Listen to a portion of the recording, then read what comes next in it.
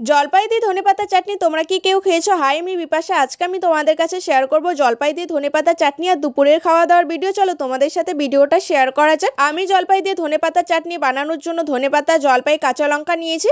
ধনেপাতা, জলপাই, কাঁচা লঙ্কাটা জল দিয়ে পরিষ্কার করে ধুয়ে নেওয়ার পর শিলপাটার মধ্যে জলপাইটা থেতো করে নিয়ে ধনেপাতা, জলপাই, কাঁচা লঙ্কা, লবণ দিয়ে একসঙ্গে ভালো করে বেটে নিচ্ছি। ভালো করে সবকিছু একসঙ্গে বেটে নেওয়ার পর চাটনিটা বাটির মধ্যে তুলে নিলাম। চাটনিটা বাটির মধ্যে তুলে নিয়ে চাটনির মধ্যে 1 চামচ সর্ষের তেল দিলাম। হয়ে গেল কিন্তু আমরা বানানো জলপাই দিয়ে ধনেপাতার চাটনি। এবার খেয়ে দেখার পালা যে খেতে কেমন হয়েছে চাটনিটা। তার আগে আমি স্নান করলাম, স্নান করে ফ্রেশ হয়ে নিয়ে খেতে বসলাম। খাবারের মেনুতে কিন্তু রয়েছে ধনেপাতার চাটনি, শুটকি মাছের চচ্চড়ি, বাঁধাকপি ঘন্ট। আমি ধনেপাতার চাটনিটা দিয়ে ভাতটা মেখে খাচ্ছিলাম আর ধনেপাতার চাটনিটা খেতে কিন্তু দারুণ হয়েছে। ধনেপাতার চাটনিটা দিয়ে ভাতটা মেখে খেয়ে নেওয়ার পর বাঁধাকপি ঘন্টটা দিয়ে ভাতটা মেখে খেলাম। বাঁধাকপি ঘন্টটা দিয়ে ভাতটা মেখে খেয়ে নিয়ে শুটকি মাছের চচ্চড়িটা ভাতের মধ্যে ঢেলে নিয়ে শুটকি মাছের চচ্চড়িটা দিয়ে ভাতটা মেখে খাচ্ছিলাম আর শুটকি মাছের চচ্চড়িটাও খেতে কিন্তু দারুণ হয়েছে।